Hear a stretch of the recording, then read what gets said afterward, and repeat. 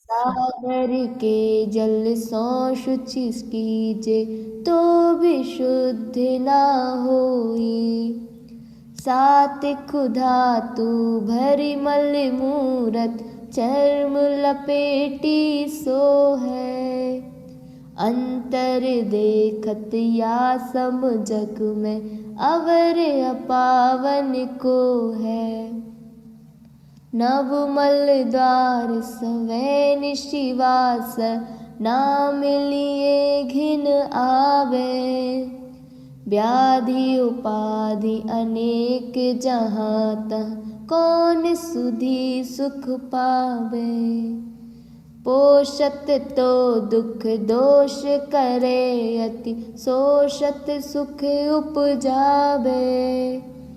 दुर्जन देह स्वभाव बराबर मूरख प्रीति बढ़ावे। राचन योग्य स्वरूप नया को बिरचन जोग सही है। यह तन पाए महातप कीजे या मैं सार यही है। भोग बुरे बहु रोग बढ़ावे बैरी हैं जग जी के। बेरस होए विपाक समय अति सेवत लागे नीके। वज्र अग्नि विष से विषधर से ये अधिके दुखदाई। धर्म रतन के चोर चपल अति दुर्गति पंथ सघाई। मोहे उदय यह जीव अज्ञानी भोग भले कर जाने। ज्यों कोई जन खाए धतूरा सो सब कंचन माने। ज्यों ज्यों भोग संजोग मनोहर मन वांछित जन पावे। तृष्णा नागिन त्यों त्यों डंके लहर जहर की आवे। मैं चक्री पद पाए निरंतर भोगे भोग घनेरे। तो भी तनक भये नहीं पूरन भोग मनोरथ मेरे। राज समाज महा अघ कारण बैर बड़ा बनहारा। वेश्या सम लक्ष्मी अति चंचल या का कौन पत्यारा। मोहे महारिपु बैरि विचारो जग जिय संकट डारे। घर कारागृह बनिता बैरी परिजन जन रखबारे। सम्यक दर्शन ज्ञान चरण तप ये जिय के हितकारी।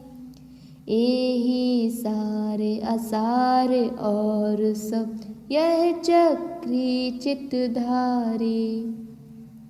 छोड़े 14 रत्न नवों निधि और छोड़े संग साथी। कोटि 18 घोड़े छोड़े 84 लख हाथी। इत्यादिक संपत्ति बहु तेरी जीर्ण तृण सम त्यागी। नीति विचार नियोगी सुत को राज दियो बड़ भागी।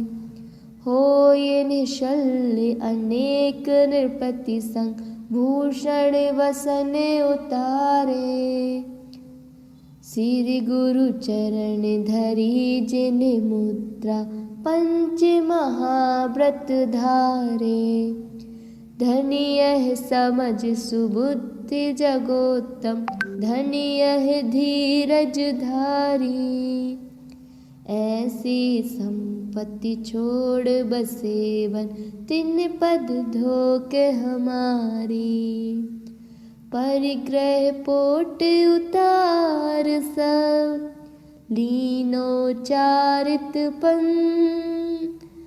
निज स्वभाव में थिर भये वज्रनाभि निर्ग्रंथ। नमोस्तु भगवान।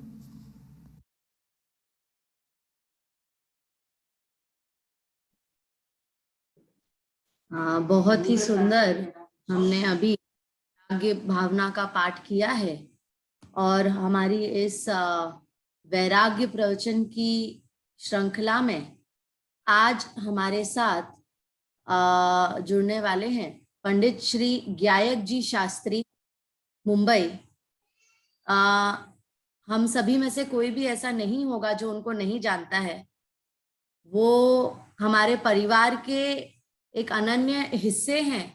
उससे पूर्व वो बहुत ही बड़े मुझे कहना चाहिए पंडित हैं, देश में विदेश में विख्यात हैं और हम सभी का एक बहुत बड़ा भाग्य है कि वो हमारे परिवार से इतने जुड़े हुए हैं और हमारे लिए हमेशा ही उपलब्ध रहते हैं, जब भी जैसे भी जिस भी काम के लिए।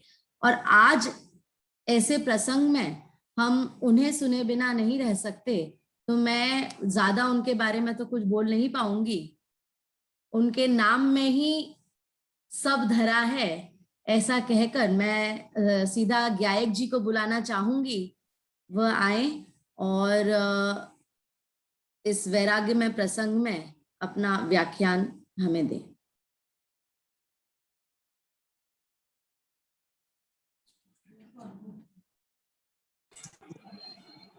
इसको होस्ट सभी को जय जिनेन्द्र। नमो अरहंताणं नमो सिद्धाणं नमो हरियाणं नमो उभयझायाणं नमो ये सर्वसागुणं। मंगलम भगवान वीरो मंगलम गौतमोदनी मंगलम कुंद कुंदाद्यो जैन धर्मोस्तु मंगलम सर्वमंगल मांगल्यम सर्वकल्याणकारकम प्रधानम सर्वधर्माणां जैनं जयतु शासनम जैनं जयतु शासनम।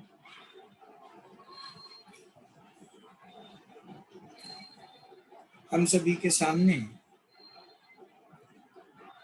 ये एक वैराग्य का प्रसंग उपस्थित हुआ है।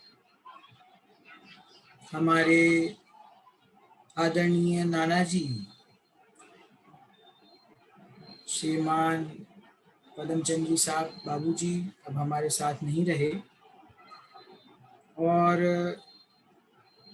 तत्व के इतने दृढ़ संस्कारों वाले जो जीव होते हैं वो निश्चित रूप से इस भाव को छोड़कर मोक्ष मार्ग में आगे ही बढ़ते हैं।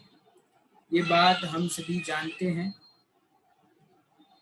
वे हमें छोड़कर चले गए। इस प्रसंग को मैं ऐसा कहूँगा कि मोक्ष मार्ग में उनका एक भव कम हो गया और वे अल्पकाल में ही सिद्धत्व की प्राप्ति करेंगे, ऐसी हमारी भावना ही नहीं, दृढ़ विश्वास है। इस प्रसंग पर हम सभी यहाँ मिलकर के स्वाध्याय कर रहे हैं। यह जो मनुष्य भव हम सभी को मिला है, एक ना एक दिन जब आयु कर्म पूरा होगा तो यह भव अवश्य ही छूट जाएगा। यदि किसी के मन में ऐसा विचार रहा हो कि भाई ये मनुष्य भव तो अंदाजा 100 वर्ष का होता है और हम तो अभी बहुत युवा हैं, अभी हम बहुत व्यस्त हैं, थोड़े समय बाद देखी जाएगी, जब बुढ़ापा आएगा तब देखा जाएगा, समय आने पर विचार करेंगे, अभी तो अपना काम करें कि धर्म की बात करें। ऐसा बहुत लोगों के मन में विकल्प होता है, लेकिन इस वर्तमान काल में यह जो बीमारी चल रही है, रोग चल रहा है, इसने हम सभी को इस बात का एहसास करा दिया है कि यह मनुष्य भव कब पूरा होगा इसकी कोई गारंटी नहीं है। हम सभी रोज देख रहे हैं, अनुभव कर रहे हैं। हमारे परिचितों में से, हमारे रिश्ते नातेदारों में से कोई वयोवृद्ध सदस्य भी हमें छोड़कर जा रहे हैं, कोई प्रौढ़ सदस्य भी जा रहे हैं, युवा सदस्य भी जा रहे हैं, और कहीं कहीं तो हमसे छोटी उम्र के जीव भी हमें छोड़ के जा रहे हैं। इससे एक बात तो पक्का होती है कि बहुत लंबी उम्र तक हम जिएंगे ही जिएंगे, और उस समय अपना कार्य कर लेंगे। यदि कोई ऐसा विचार करता हो तो सिर्फ अपने मन को झूठा दिलासा देना है। वास्तव में जब कोई हमारा प्रियजन हमें छोड़कर चला जाता है तो एक क्षणिक वैराग्य आना, दुख तो होता ही है, और दुख के साथ एक क्षणिक वैराग्य जागृत होता है, और उस समय ऐसा लगता है कि संसार में सुख नहीं है। वास्तव में सच्चे सुख को प्रकट करने का प्रयत्न करना चाहिए, लेकिन कुछ ही समय में, कुछ ही दिनों में वो वैराग्य का भाव पुनः गायब हो जाता है, कहूँ ढीला पड़ जाता है कहूँ, और हम पुनः अपने सांसारिक कार्यों में प्रवृत्त हो जाते हैं। तो चूंकि हम सभी यहाँ पर परिवार के ही सदस्य हैं, तो आप लोगों से मैं मेरे मन की बात ये कहना चाहता हूँ। कोई बहुत गंभीर शास्त्र का स्वाध्याय तो हम आज नहीं करेंगे, थोड़ा सा अंश मोक्ष मार्ग प्रकाशक ग्रंथ में से लेने का मेरा मन है, लेकिन उससे पूर्व ये मेरा निवेदन है सभी से कि वर्तमान में चाहे हम जो कुछ भी कर रहे हों, हमारे बाह्य जीवन में भूमिका के अनुसार, गृहस्थी के अनुसार जो कुछ भी कार्य चल रहा हो, उसी समय में उन्हीं कार्यों को करते हुए हमें मोक्ष मार्ग में आगे बढ़ने के लिए भी अवश्य ही प्रयत्न करना चाहिए। और वास्तव में ये कार्य कोई बहुत कठिन नहीं है, ये कार्य किया जा सकता है, ये कार्य होता है। आप सभी इस बात को जानते हैं कि सम्यक दर्शन कितनी गतियों में प्राप्त किया जा सकता है, आपको मालूम है ओजस जी? 4 गतियां होती है ना, मनुष्य गति, देव गति, त्रियंच गति और नरक गति। इन 4 गतियों में से सम्यक दर्शन कौन सी गति में प्राप्त किया जा सकता है? तो चारों की चारों गतियों में सम्यक दर्शन की प्राप्ति संभव है। अर्थात मनुष्य गति में और देव गति में तो प्राप्ति संभव है ही, तिर्यंच गति और नरक गति में भी सम्यक दर्शन की प्राप्ति संभव है। तो इसका अर्थ क्या हुआ कि हम ये विचार करते रहें कि अरे सम्यक दर्शन तो बहुत कोई ऊंची वस्तु है, बहुत ऊंची चीज है, पता नहीं कब होगा, पता नहीं कैसे होगा, वो तो कोई महान व्यक्तियों को प्राप्त होता होगा, हम तो बहुत सामान्य संसारी हैं, अपनी गृहस्थी में रचे बसे हैं, हमको कैसे हो सकता है? हमको ये विश्वास ही नहीं होता कि हमको सम्यक दर्शन हो सकता है। और आश्चर्य की बात यह है कि हमको ये भी विश्वास नहीं होता कि किसी दूसरे को हो सकता है। यदि कोई हमसे कह दे कि फलाना जीव सम्यक दृष्टि है, तो तुरंत हमारे मुंह से क्या निकलता है? अरे सब गप्पेबाजी है, सब झूठ बोलते हैं, ऐसे कैसे हो सकता है सम्यक दर्शन? तो हमें ऐसा लगता है कि ना तो हमें हो सकता है और ना ही अन्य को हो सकता है। क्यों? क्योंकि ये सब बाहर का गृहस्थी, व्यापार, आरंभ, ये सब दिखाई देता है और ऐसा लगता है कि इसमें रहते रहते सम्यक दर्शन की प्राप्ति संभव नहीं है। लेकिन वास्तव में सम्यक दर्शन के लिए जो पुरुषार्थ चाहिए वो पुरुषार्थ बहुत सरल है, क्योंकि हम सभी जानते हैं कि जो हमारा जैन धर्म है, ये जैन धर्म अकर्तावाद पर आधारित धर्म है, या यूं कहूं कि अकर्तावादी धर्म है। अकर्तावादी धर्म अर्थात कि हम वस्तु का सिद्धांत जो सर्वज्ञ भगवान ने बताया, और जो ना सिर्फ उन्होंने बताया बल्कि न्याय और युक्ति से जो सिद्ध होता है, वो हमें ये बताता है कि जगत की प्रत्येक वस्तु का परिणमन स्वतंत्र है, प्रत्येक द्रव्य अपना अपना कार्य स्वयं करता है। तो फिर इस जीव को मोक्ष की प्राप्ति के लिए क्या करना पड़ेगा? हिस्सा पुरुषार्थ करना पड़ेगा। तो जब पुरुषार्थ की बात आती है तो उस पुरुषार्थ का अर्थ हम ये समझते हैं कि मैं बाहर इस संसार में कोई ऐसा महान कार्य करूं, कोई ऐसा अभूतपूर्व कार्य करूं ताकि मेरे मोक्ष रूपी पुरुषार्थ की सिद्धि हो। लेकिन वीतराग सर्वज्ञ परमात्मा ने एक बात यही कही है कि इस जीव का जो पुरुषार्थ है वो परद्रव्य में तो चलता ही नहीं है। पक्की बात है। अब जब ये परद्रव्य की बात आती है तो हम परद्रव्य किसे समझते हैं? ये जो बाहर में दिखाई देने वाले अन्य जीव हैं, अन्य वस्तुएं हैं, ये परद्रव्य हैं। ये तो परद्रव्य हैं ही, लेकिन साथ साथ में ये जो हमारा शरीर है ये भी परद्रव्य है। ये शरीर तो परद्रव्य है ही, लेकिन जो 8 कर्म ये जीव अनादि काल से बांधता रहा है, ये द्रव्य कर्म भी परद्रव्य हैं।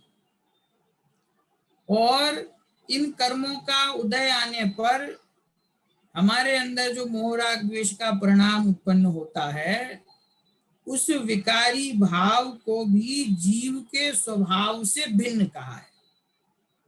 हम सभी ने 3 शब्द सुने हैं, द्रव्य कर्म, नो कर्म और भाव कर्म, है ना? तो ये हमारा जो आत्मा है ये कैसा है कि ये आत्मा द्रव्य कर्म, नो कर्म और भाव कर्म तीनों से भिन्न है, तीनों से रहित है। ऐसा पूरी जिनवाणी में सभी जगहों पर कथन आया है। आध्यात्मिक शास्त्रों में, पंच परमागम में विशेष रूप से आया है।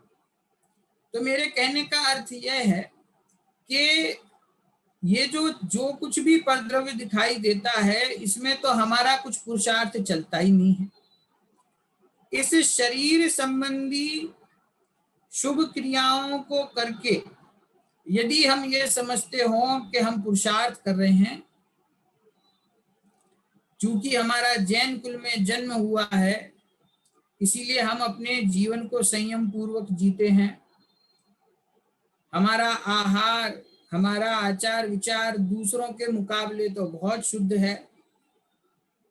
हम रात्रि में भोजन नहीं करते, हम अभक्ष्य वस्तु नहीं खाते, इसीलिए दूसरों से तो हम बहुत अच्छे हैं और हम इतने आचरण का तो पालन करते हैं, तो कभी ना कभी तो कल्याण हो ही जाएगा।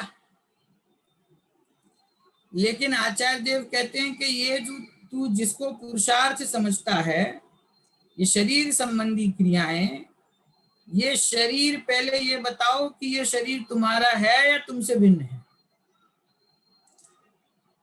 न्याय पूर्वक विचार करने से ख्याल आता है कि जीव तो एक गति से दूसरी गति में चला जाता है और शरीर यहीं छूट जाता है। तो ये तो बहुत सरल न्याय से बात समझ में आ जाती है कि यह जो शरीर है वो वास्तव में मेरा नहीं है।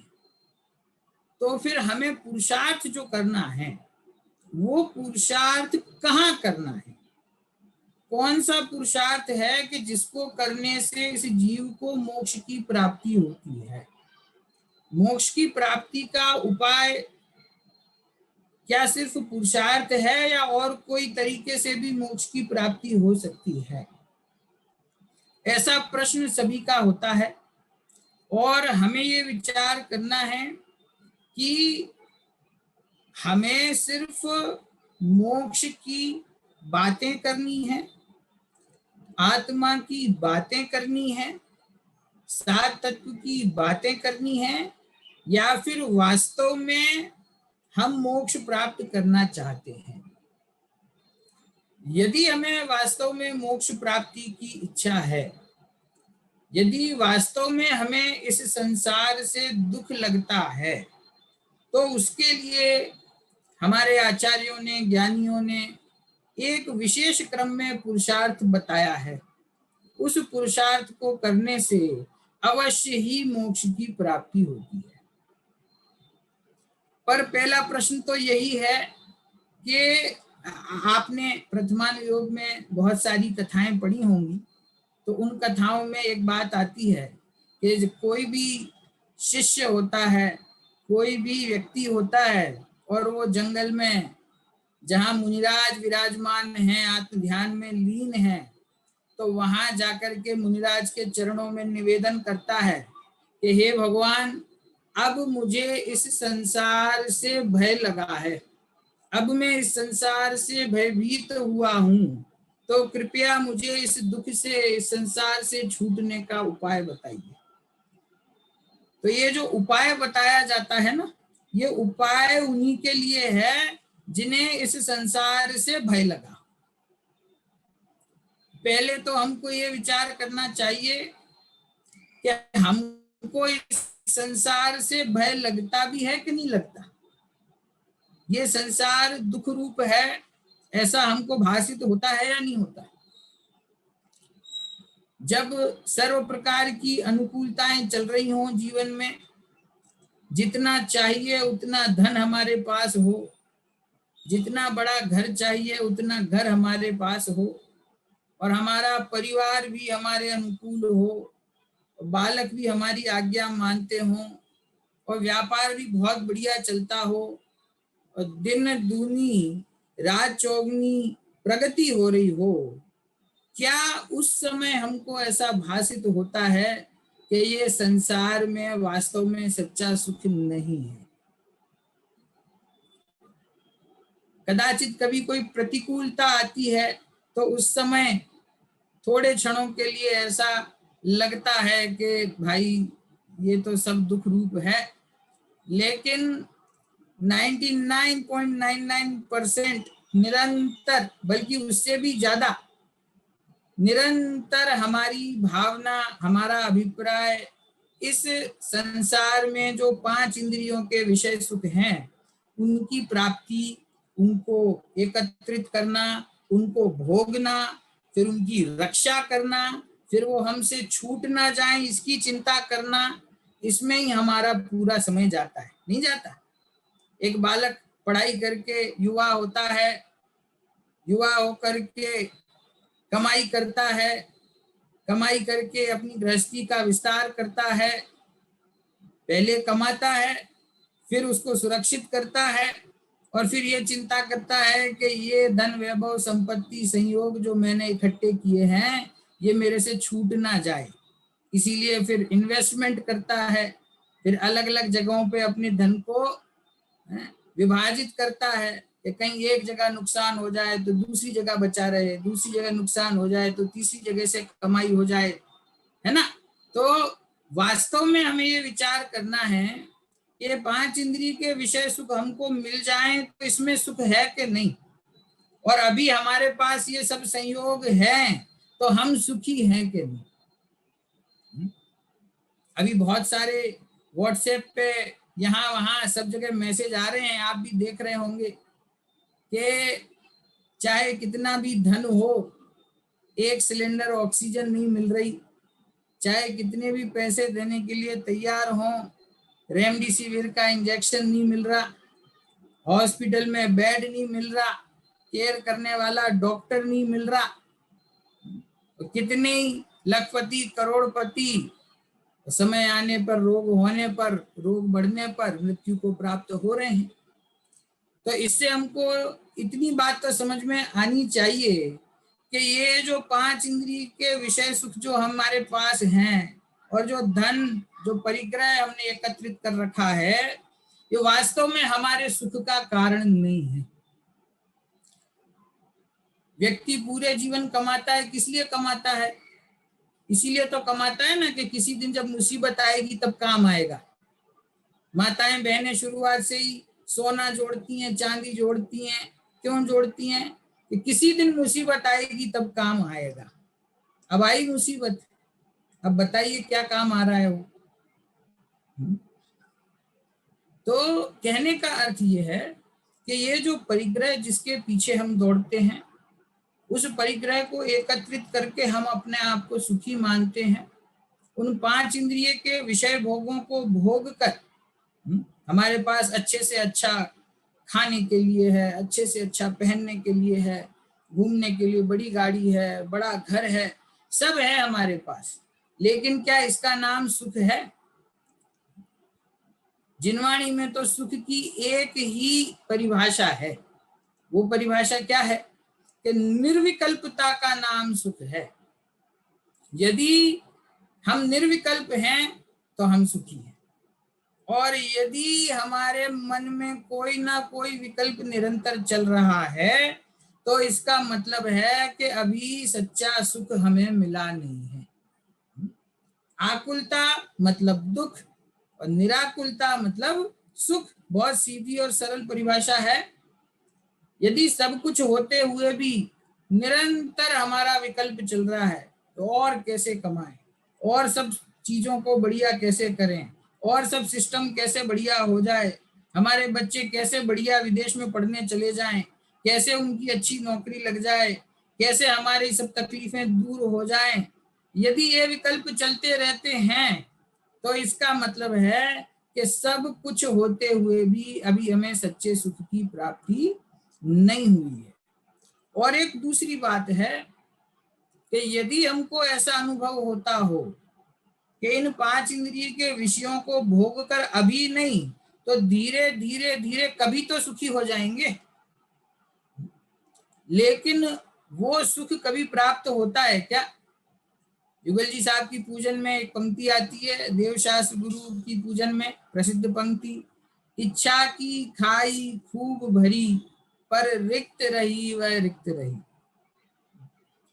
कि कितना कमा लेंगे तो बोलो हम सुखी हो जाएंगे, कितनी संपत्ति हमारे पास होगी तो हम सुखी हो जाएंगे। कि भैया ये इच्छा रूपी गड्ढा इतना बड़ा है, ये इच्छा की खाई इतनी बड़ी है कि इसमें कितना भी डालते रहो, कितना भी डालते रहो, ये खाई कभी भी भरने वाली नहीं है। ये सब हमारी उम्र के हमारे युवा भाई बहन सब जुड़े हैं, इसीलिए मैं थोड़ी सी ये चर्चा कर रहा हूँ, क्योंकि जिस अवस्था में हम सभी हैं उसमें बस हम सभी का एक ही लक्ष्य है, पैसा कमाओ, पैसा कमाओ और कमाओ और कमाओ, इससे ज्यादा है उससे ज्यादा, कहीं लिमिट नहीं है ना। लेकिन विचार कीजिए कि जब हमारे कर्म का, अशुभ कर्म का उदय आता है तो हमारे संयोग, हमारे साधन, हमारी संपत्ति, क्या वो हमारे दुख को दूर कर सकती है? जिस जीव के असाता वेदनीय कर्म का उदय हो उसके संयोग क्या उसको सुखी कर सकते हैं? हम सब में से बहुत सारे लोग देख रहा हूं, सब काफी लोगों को कोविड हो चुका, लगभग सभी का ठीक भी हो गया है। लेकिन जब हुआ और जब तकलीफ हुई, जब हॉस्पिटल में जाना पड़ा, जब दवाइयां खानी पड़ी, तो बोलो कैसा महसूस हो रहा था? सुखरूप के दुखरूप? तो इससे अपने को समझ में आना चाहिए कि हमारे जो संयोग हैं, जो 5 इंद्रिय के विषय भोग हैं, हमारा जो धनादि परिग्रह है, इसके बीच में रहते हुए हमने अपने आप को सुखी मान लिया है। वास्तव में एक कहानी क्या कहना चाहिए, एक उदाहरण आता है कि खरगोश होता है ना, खरगोश, तो खरगोश के पीछे कोई उसको मारने के लिए कोई जंगली जानवर उसके पीछे पड़ जाए उसको खाने के लिए, तो खरगोश भागता है और थोड़ी दूर जा करके और क्या करता है वो कि उसके कान बहुत लंबे होते हैं ना, तो उन कानों को अपनी आंखों पे रख लेता है, ऐसे उसके कान होते ऐसे कर लेता है, अपनी आंखों को अपने कानों से दबा लेता है और कानों से दबा करके ऐसा सोचता है कि मैं अब सुरक्षित हो गया, अब मुझे कुछ नहीं होगा। क्यों? क्योंकि अब उसको कुछ दिखाई नहीं दे रहा ना, उसको वो जंगली जानवर आता हुआ दिखता नहीं है, तो उसको ऐसा लगता है कि अब मैं सुरक्षित हूं। ये पंचतंत्र में जब ये कहानी सुनते हैं तो हमको मजा भी आता है और ऐसा भी लगता है कि वो खरगोश कितना मूर्ख है। लेकिन क्या कहीं ना कहीं ऐसी स्थिति हमारी नहीं है कि हमने ये सब 5 इंद्रिय के विषय भोग परिग्रह एकत्रित करके अपने आसपास और उन संयोगों के बीच में हम बैठ गए और हमने अपनी आंखों को बंद कर लिया है और अपने आप मान लिया है कि हम तो सुरक्षित हैं। हमारे बहुत सारे युवा साथी होते हैं तो कुछ भी होता है तो वो क्या कहते हैं, अरे हमें कुछ नहीं होगा। कभी भी कोई रोग होता है, कुछ भी होता है, तो हमारे पेरेंट्स हमको, हमारे माता पिता सावधान करते हैं, तो हम क्या कहते हैं, आप चिंता मत करो, मुझे कुछ नहीं होगा। कि साहब उसको हो गया, उसको हो गया, उसको हो गया, कि उनको होता है लेकिन हमें कुछ नहीं हो सकता। ऐसा एक मिथ्या अभिमान हमारे अंदर निरंतर चलता रहता है।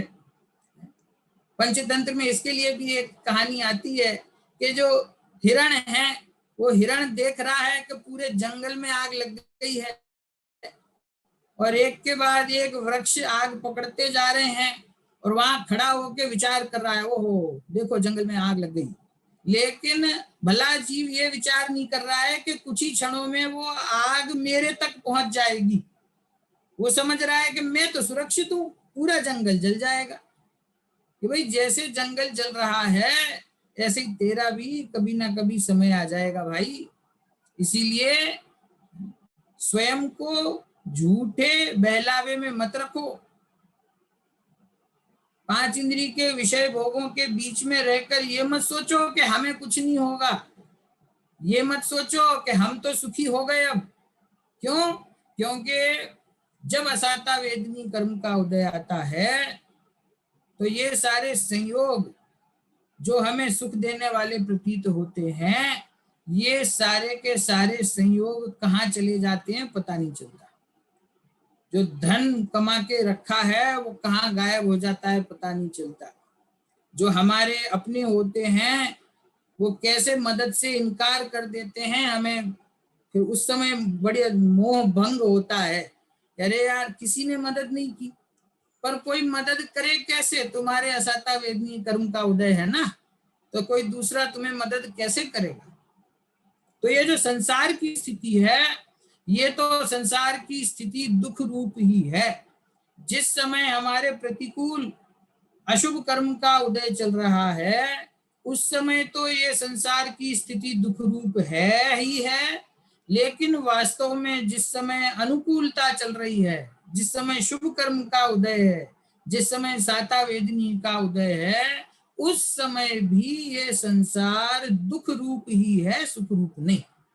और उसको नापने का थर्मामीटर एक ही है कि आपके सारे विकल्प छूट गए कि विकल्प चल रहे हैं, आप सर्व प्रकार से निराकुल हो गए कि कुछ आकुलता बाकी है।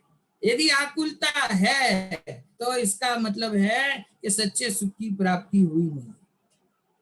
अब हम बात करते हैं कि अगर ये संसार में सब कुछ दुख रूप ही है तो फिर मोक्ष प्राप्ति का उपाय क्या है? हमें तो इससे छूटना है, हमें तो सुख चाहिए। तो वो सुख कैसे मिलेगा? वो सुख को प्राप्त करने का उपाय क्या है? तो आचार्य देव कहते हैं, ज्ञानी कहते हैं कि जगत में 6 द्रव्य हैं, जीव, पुद्गल, धर्म, अधर्म, आकाश और काल। ये तो हम सभी जानते हैं। इन 6 द्रव्यों में इन सभी द्रव्यों के गुणों की चर्चा भी जिनवाणी में आई है, वो भी हम जानते हैं। पुद्गल द्रव्य के मुख्य गुण कौन से होते हैं? स्पर्श रस गंध वर्ण। धर्म द्रव्य का कौन सा गुण है? गति हेतुत्व। अधर्म का स्थिति हेतुत्व। काल क्या करता है कि काल सब जीवों के परिणमन में निमित्त है, और आकाश क्या करता है कि वो सब जीवों को और बाकी सभी द्रव्यों को रहने में निमित्त है। अब ये जीव के गुण कौन से हैं? तो जीव के गुणों की चर्चा करते हैं तो कहते हैं ज्ञान, दर्शन, सुख, वीर्य, अस्तित्व, वस्तुत्व, ये सब इस जीव के गुण हैं, आत्मा के गुण हैं, ये सब आत्मा की क्वालिटी है। तो ये जो सुख नाम का गुण है ना, ये 6 द्रव्यों में सिर्फ अपने आत्मा में ही है। उद्गल, धर्म, अधर्म, आकाश और काल में तो ये गुण है ही नहीं। तो जिसके अंदर गुण है नहीं, वो तुम्हें वो वस्तु देगा कैसे? धर्म, अधर्म, आकाश, काल में सुख नहीं है तो वहां से सुख की प्राप्ति तुम्हें होगी कैसे? वैसे ही पुद्गल द्रव्य, ये बहुत विचार करने योग्य बात है कि जो कुछ हमें आंखों से दिखाई देता है वो सब क्या है? सब का सब पुद्गल द्रव्य है। और उस पुद्गल द्रव्य के उस पुद्गल द्रव्य की विविधताओं में, विभिन्न विभिन्न पर्यायों में हम निरंतर सुख खोजते रहते हैं। 5 इंद्रिय के विषय भोग सब क्या है? पुद्गल रूप है कि नहीं? लेकिन हम वहां विचार करना भूल जाते हैं कि ये जो पुद्गल द्रव्य है इसमें सुख नाम का गुण है कि नहीं? कि यदि उसमें सुख है ही नहीं तो वो सुख देगा कहां से? जिसके पास जो वस्तु है वही तो दे सकता है ना। कोई मुझसे कहे कि साहब अभी के अभी बहुत अर्जेंट है, 10 लाख रुपए हमारे अकाउंट में ट्रांसफर करवा दीजिए, तो मैं क्या कहूंगा? साहब होने भी तो चाहिए, जब होंगे तभी तो देंगे, मेरे से मत मांगो। वीके जैन साहब बैठे हैं अमेरिका में, इनसे मांगो, इनके पास होंगे। जिसके पास होंगे वही तो देगा। तो वो हाथ हिला रहे हैं कि मेरे पास भी नहीं है। आप चिंता मत कीजिए, अभी आपसे कोई नहीं मांग रहा है। कि उनके पास हो तो मिल सकते हैं, और मेरे पास हो ही नहीं तो मैं दूंगा कैसे? तो उसी प्रकार पुद्गल द्रव्य है, हमें जो आंखों से दिखाई देता है, जो स्पर्शन इंद्रिय से हम जिसका स्पर्श करते हैं, अच्छा भोजन हो, अच्छे वस्त्र हो, विषय भोग की वस्तुएं हो, हम निरंतर उनसे सुख मांगते हैं। लेकिन ये भूल जाते हैं कि क्या इन वस्तुओं में वास्तव में सुख है? क्या इस पुद्गल द्रव्य में सुख नाम का गुण है? तो यदि नहीं है तो वो सुख देगा कैसे?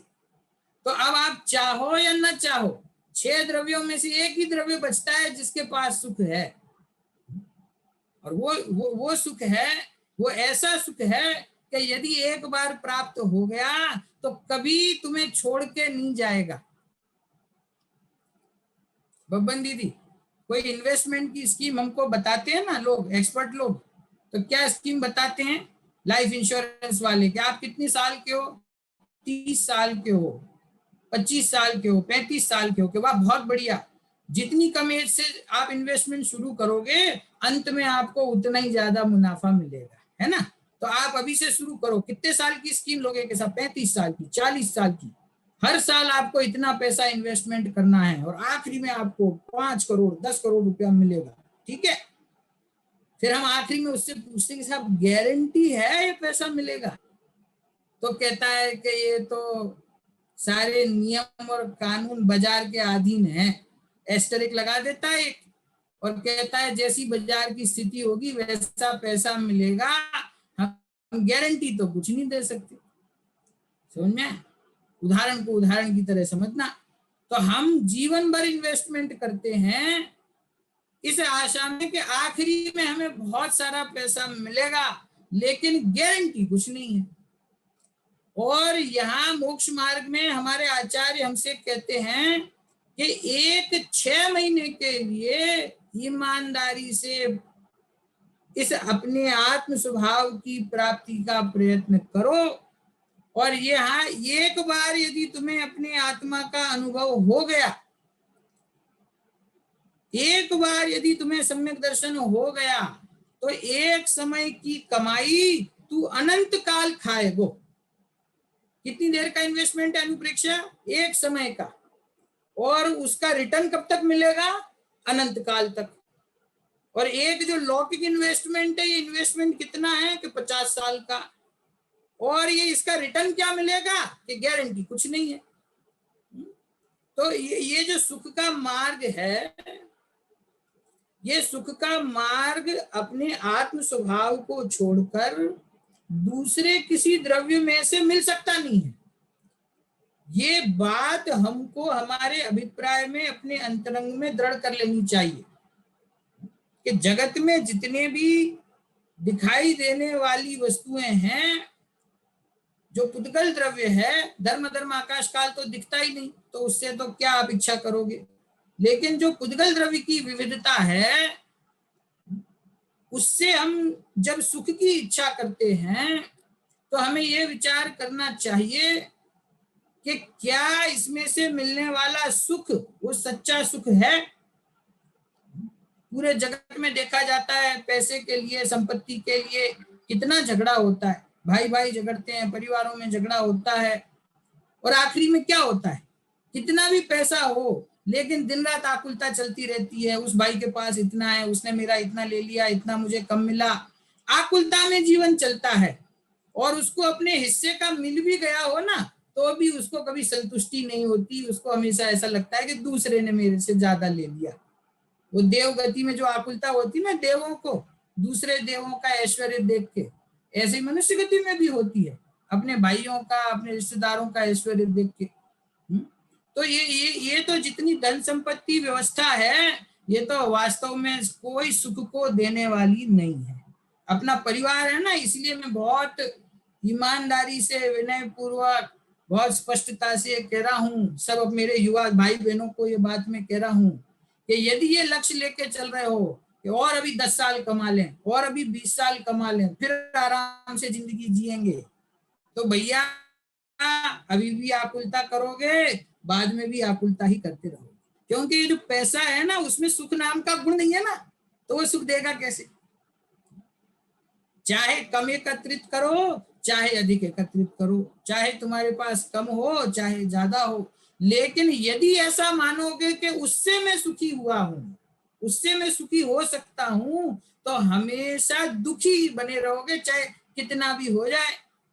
उदाहरण स्वरूप ये है ना हमारे सामने, अंबानी बंधु, बोलो क्या नहीं है, कितना है, कोई गिनती है?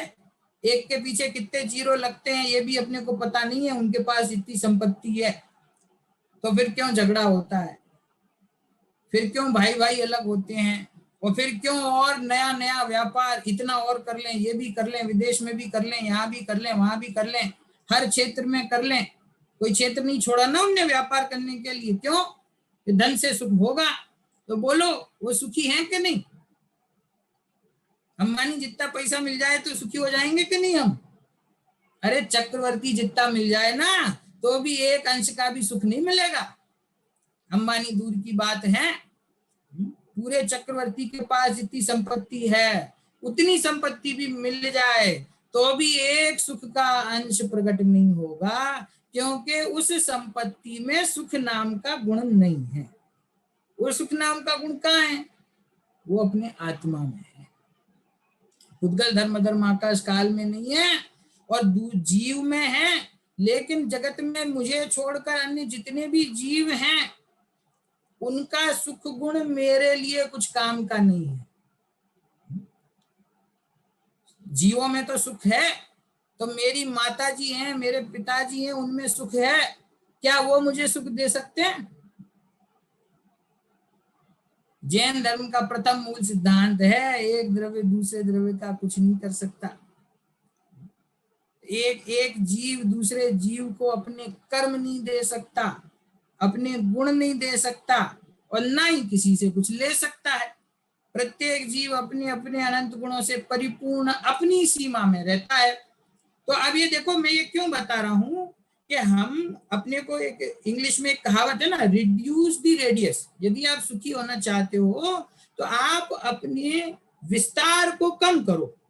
आपका उपयोग जितने विस्तार में फैलता है, उतनी उतनी आपकी आकुलता बढ़ती है। यदि आप सुखी होना चाहते हो तो अपने सर्कल है ना, सर्कल, उस सर्कल को छोटा करो, छोटा करो, छोटा करो, तो आप सुखी होगे। फेसबुक पे 5000 फ्रेंड्स हैं तो हम ज्यादा सुखी हैं। जिसके 5, 10, 15 होते हैं वो सोचता है यार मेरा तो कोई दोस्त ही नहीं है फेसबुक पे।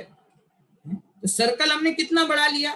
जब ये सब नहीं था तो हमारे कितने मित्र होते थे वीरेंद्र अंकल हैं? आपके बचपन के आपके कितने मित्र हैं? 4, 5, 8, 10 स्कूल के कॉलेज के मिला के।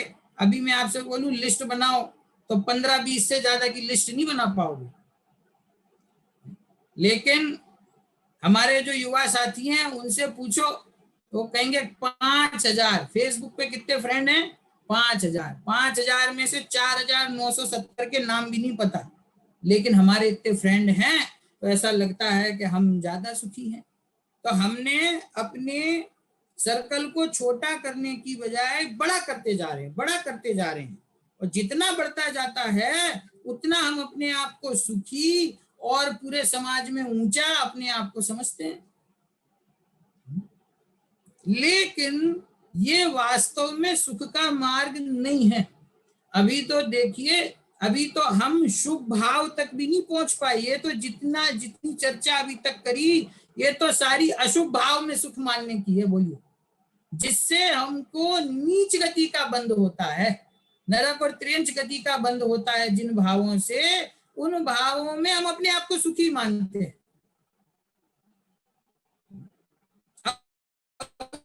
उसको पीछे छोड़ दो, अब विचार करो जितना कुछ शुभ भाव है। साहब हम तो अब धर्म के मार्ग में लग गए हैं, छोड़ दिया, बाहर घूमना फिरना छोड़ दिया। अब हम तो शुद्ध सात्विक भोजन करते हैं, हम तो रोज मंदिर जाते हैं, हम भगवान की पूजा करते हैं, जितनी हम में ताकत है उतने व्रत उपवास करते हैं। अब हम बराबर धर्म के मार्ग में लग गए हैं। तो आचार्य देव कहते हैं कि देखो ये जो सारे भाव हैं ना, ये कौन से भाव हैं? शुभ भाव हैं।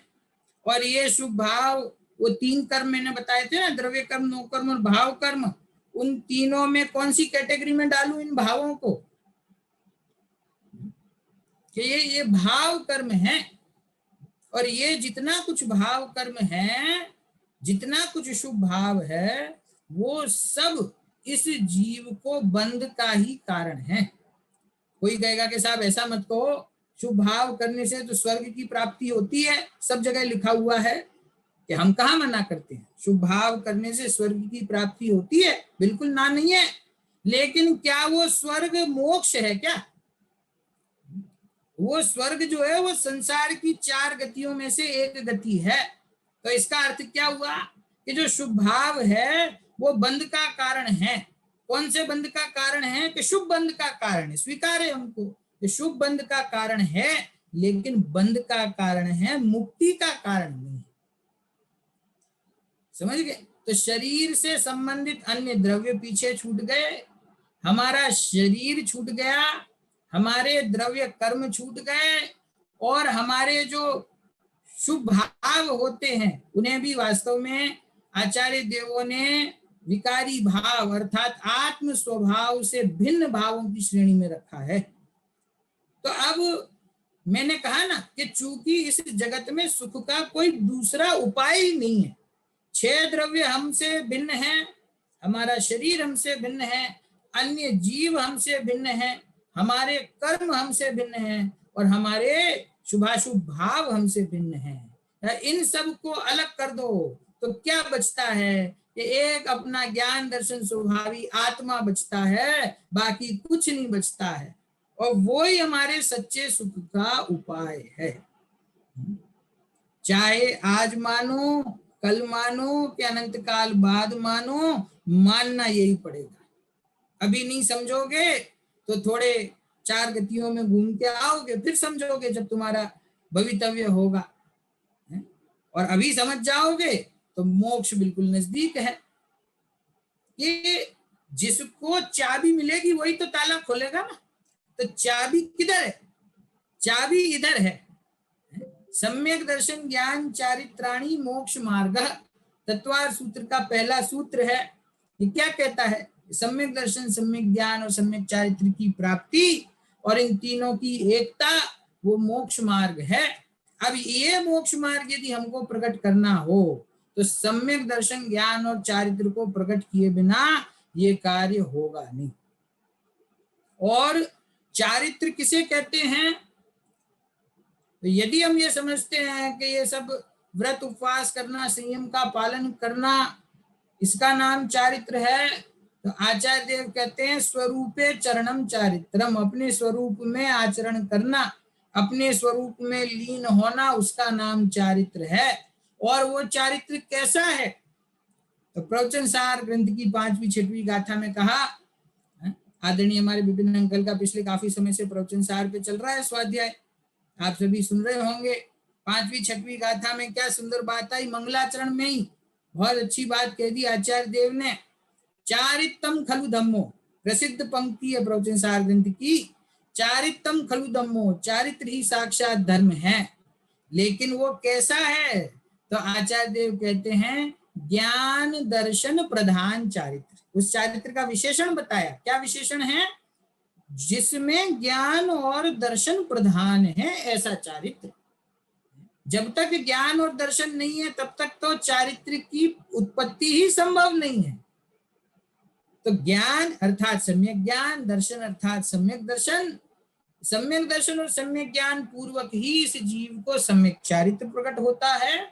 और वो सम्यक चारित्र एक अकेला नहीं बल्कि तीनों की एकता ही इस जीव को मोक्ष मार्ग में आगे बढ़ने में सहायक होती है। तो छेडाला की एक पंक्ति को याद करते हुए थोड़े ही समय में मैं अपनी बात समाप्त करूंगा। मोक्ष महल की प्रथम सीढ़ी या बिन ज्ञान चरिता सम्यकता ना लहे, ये सब हमने पढ़ी है ना पंक्ति तो छेडाला की, कि मोक्ष महल की प्रथम सीढ़ी कौन सी है? कि जिसके बिना ज्ञान और चारित्र सम्यकता ना लहें, उनको सम्यकता प्राप्त नहीं होती है, उनको प्रामाणिकता प्राप्त नहीं होती है। वो सम्यक कब कहलाते हैं? ज्ञान और चारित्र, कि जब जीव को सम्यक दर्शन प्रकट होता है। तो चाहे किसी भी दृष्टिकोण से हम विचार करें, चाहे किसी भी एंगल से हम विचार करें, अंत में अपने आत्म स्वभाव के अनुभव पूर्वक सम्यक दर्शन ज्ञान चारित्र की प्राप्ति, इसके अलावा मोक्ष का कोई दूसरा उपाय नहीं है। और इस जीव का सच्चा पुरुषार्थ क्या है?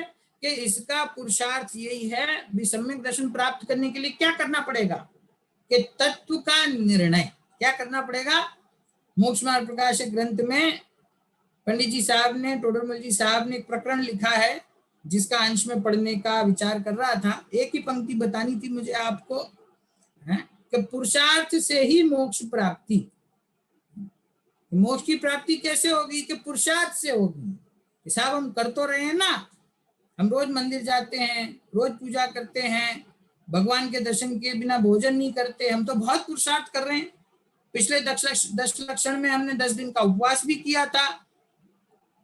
पंडित जी साहब कहते हैं कि पुरुषार्थ का मतलब यथार्थ तत्व निर्णय, इसके अलावा दूसरा कुछ पुरुषार्थ नहीं।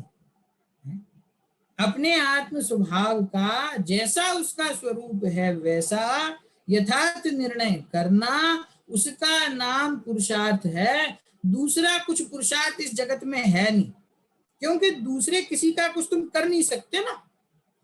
वहां पे प्रश्न भी किया है कि हमारे ऋषि होते हैं, मुनि होते हैं, तो वो तो इतना पुरुषार्थ करते हैं, इतनी क्रिया का पालन करते हैं, द्रव्यलिंगी मुनिराज, तो उनको मोक्ष की प्राप्ति क्यों नहीं होती? तो पंडित जी साहब ने कहा कि कार्य करे कुछ और फल चाहे कुछ और, तो ऐसा कैसे संभव है? बोए बीज बबूल का आम कहाँ से होए, कहावत है कि हम कार्य कहाँ करते हैं? शरीर में कहाँ करते हैं बबन दीदी? जो कुछ पुरुषार्थ करते हैं कहाँ करते हैं? शरीर में। और फल क्या चाहते हैं? कि हमको सम्यक दर्शन हो जाए। अरे सम्यक दर्शन आत्मा में प्रकट होने वाला भाव है, और ये जितनी भी क्रिया है सब शरीर में होने वाली है। तो काम तो करता है कहीं और सैलरी लेना चाहता है कहीं और से, तो संभव होगा वीरेंद्र अंकल? अपनी आत्मा का ध्यान करेगा, अपने स्वभाव में स्थिर होगा, तो अपने स्वभाव में जो गुण है वो प्रकट होंगे। और शरीर की सेवा करेगा तो शरीर में जो कुछ होगा वो मिलेगा। क्या चाहिए तुझे? कि यदि तुझे सुख चाहिए तो ये पक्की बात है कि पुद्गल धर्म धर्म आकाश काल और अन्य जीव इन सब में कहीं सुख नहीं है। अरे सूक्ष्म बात तो ऐसी है, हमको सुनने में जरा कठोर लगे, लेकिन हमारे जो देव शास्त्र गुरु है ना, वो भी हमारे लिए पर द्रव्य हैं। उनकी दृष्टि करने से भी सुख प्रकट नहीं होगा, जो जगत में सबसे श्रेष्ठ हैं, तो फिर बाकी के पदार्थों के पीछे दौड़ने की कहाँ बात रही। तो साहब किसके पास जाएं कि अपना चैतन्य स्वभाव ज्ञान दर्शन और सुख से परिपूर्ण है। इस स्वभाव का जिसने एक क्षण के लिए अनुभव किया उसने सम्यक दर्शन प्रकट किया, और जिसने एक अंतर मुहूर्त के लिए उसमें ध्यान लगाया उसने सिद्ध पद को प्रकट किया। देखो मैं अंत में एक न्याय देके अपनी बात समाप्त करता हूं, मुझे पता है समय हो गया है, कि ये जीव अनादिकाल से संसार में है ना, और हम सब जानते हैं कि वो चारों गतियों में भटक रहा है। तो स्वर्ग में भी बहुत गया, नरक में भी गया, त्रिंच में भी गया, मनुष्य में भी गया, है ना। तो आपको पता है वो साधिक 2000 सागर के लिए निगोद में से कितने समय के लिए जीव बाहर निकलता है? 2000 सागर से कुछ अधिक, इतने काल के लिए यदि अधिकतम बाहर निकले तो इतने समय के लिए निकलता है ना। अब इन 2000 सागरों में उसका 60% समय स्वर्ग में बीतता है, आपको पता है, और 40% समय नरक में बीतता है। आप कहोगे साहब तिर्यंच गति और मनुष्य गति कहाँ गई? कि तिर्यंच गति और मनुष्य गति का काल तो इतना कम है, उसको कहते हैं साधिक 2000 सागर। 2000 सागर से कुछ समय ज्यादा, वो कुछ समय में तिर्यंच गति और मनुष्य गति हो गई, बाकी समय तो स्वर्ग और नरक में ही बीतता है। तो शुभ भावों की इसके जीवन में अनादिकाल से ही प्रवृत्ति चल रही है, तभी तो स्वर्ग में जाएगा ना। स्वर्ग में कैसे जाएगा? शुभ भाव करेगा तभी तो स्वर्ग में जाएगा। तो अनादिकाल से शुभ भाव कर रहा है, लेकिन आज तक मोक्ष की प्राप्ति हुई क्या? नहीं हुई। तो एक तरफ तराजू में मैं रखता हूं अनादिकाल का शुभ भाव, और दूसरी तरफ एक समय के लिए जिसने अपनी आत्मा का अनुभव किया उसको सम्यक दर्शन, और एक अंतर मुहूर्त के लिए जो अपने आत्म स्वभाव में स्थिर हो गया उसको मोक्ष की प्राप्ति है? इसका उदाहरण हमारे पास है भरत चक्रवर्ती का। दीक्षा लेने के बाद कितना समय लगा मोक्ष प्राप्ति में? एक अंतर मुहूर्त। एक अंतर मुहूर्त मतलब समझते हैं आप? जितनी देर हम यहाँ पर सब मिलकर स्वाध्याय कर रहे हैं, इतनी देर में भरत चक्रवर्ती ने आत्म ध्यान लगा के मोक्ष की प्राप्ति कर ली। तो एक तरफ तराजू में रखता हूं एक अंतर मुहूर्त का आत्म ध्यान, और एक तरफ तराजू में है अनादिकाल का शुभ भाव। बोलो किसमें ताकत ज्यादा है, किसमें वजन ज्यादा है? अरे ये जो अनादिकाल का शुभ भाव है ना, ये तुम्हें ज्यादा से ज्यादा स्वर्ग में ले जाएगा, उससे ऊपर ले जाने की शक्ति इसमें है ही नहीं। और आत्मा कैसा है कि अनादिकाल का अज्ञानी सिर्फ एक समय के लिए अपनी आत्मा का अनुभव करे तो सम्यक दर्शन को प्राप्त करता है, और एक अंतर मुहूर्त के लिए सर्व परिग्रह का त्याग करके अपने आत्मा में लीन हो जाए तो मोक्ष की प्राप्ति करता है। तो शुभ भाव तो हमने अनादिकाल से बहुत किए, एक ही काम नहीं कर पाए आज तक, अपने आत्म स्वभाव को जानना, देखना और उसमें रमना।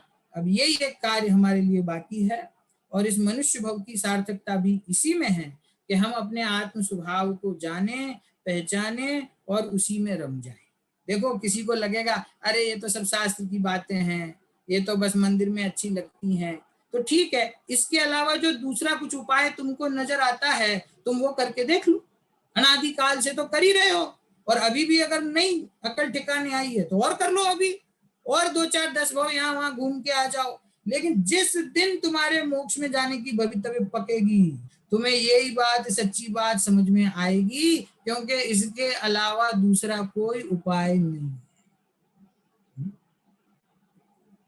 इसीलिए हमने अपने मन की तो बहुत कर ली, आज तक जिनवाणी की बात नहीं मानी, इसीलिए 4 गतियों में भटक रहे हैं। जिनवाणी की स्थिति है कि नहीं? हमने तो घूमी 4 गतियां, ना मानी जिनवाणी की बतियां। जिनवाणी की बात नहीं मानी तो 4 गति में अनादिकाल से घूम रहे हो, और यदि अभी अनुकूलताओं के कारण तुमको लगता है कि अरे ये तो सब ठीक है, कितनी बातें करेंगे धर्म की, इसका तो कोई पार नहीं है, तो बेटा अभी भी और घूमना पड़ेगा, जितना घूमे हो इतना ही और घूमना पड़ेगा। यदि मोक्ष की प्राप्ति करनी है, यदि सुख की प्राप्ति करनी है, तो वीतराग सर्वज्ञ भगवान जिन्होंने उस पद को प्राप्त किया है, हमारे आचार्य देव जो उस मार्ग में हैं और हमारे ज्ञानी जो उस मार्ग में साक्षात चल रहे हैं, जो हमें उस आत्मा का अनुभव करके सुख मिलेगा, ये कौन बता रहा है? जिसने स्वयं प्राप्त किया है। तो भी बोलिए हम विश्वास नहीं करते। तो उनकी बात को एक बार मानो और 6 महीने के लिए ईमानदारी से अभ्यास करो, अवश्य ही तुम्हारा हमारा सभी का मनुष्य भव सफल होगा। हम सभी सिर्फ बाह्य प्रयोजनों में आयोजनों में ना अटके रहें, सिर्फ बातों में ना अटके रहें, सिर्फ भावनाओं में ना अटके रहें, सिर्फ शुभ भावों में ना अटके रहें, बल्कि अपने इस मनुष्य भव को सार्थक करने के लिए मूल त्रिकाली ध्रुव भगवान आत्मा के स्वरूप को समझें। वो ही सुख का मार्ग है, वो ही सुख स्वरूप है, इस बात को स्वीकार करें और उसकी प्राप्ति के लिए प्रयत्न करें, तभी वास्तव में हम सच्चे सुखी हो सकते हैं। सभी जीव सुखी हों, इसी भावना से मैं अभी अपनी बात समाप्त। सहजानंदी शुद्ध स्वरूपी अविनाशी हूँ आत्मस्वरूप। सहजानंदी शुद्ध स्वरूपी अविनाशी हूँ आत्मस्वरूप। सहजानंदी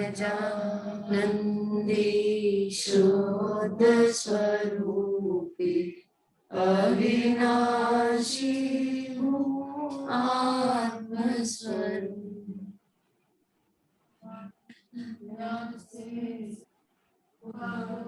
सोवाणी मस्तक नमो सदा दे तुम। 9 बार नमोकार मंत्र बोलने से पूर्व मैं जो प्रवचन में आज हमें बताया कि हम सब दुखी हैं और सुखी होना चाहते हैं, और सुखी होने का एकमात्र उपाय अपनी आत्मा को समझना ही है। कल हमने इसको 7 तत्वों के द्वारा समझा था, और आज द्रव्य कर्म, भाव कर्म और नो कर्म अपनी आत्मा से भिन्न है, और ऐसे एक विभक्त अपनी आत्मा को जानना यही सम्यक दर्शन का एकमात्र उपाय है। ऐसी बात गायक जी ने अभी हमें बताई। कल इसी श्रृंखला में कल का जो हमारा प्रवचन रखा गया है वह पंडित अभय कुमार जी शास्त्री देवलाली के द्वारा रखा गया है। तो आप सभी से अनुरोध है कि इसी समय 8 बजे सेम लिंक पर सभी उपस्थित हों। अभी 9 बार नमोकार मंत्र बोल के हम आज इस सभा के साथ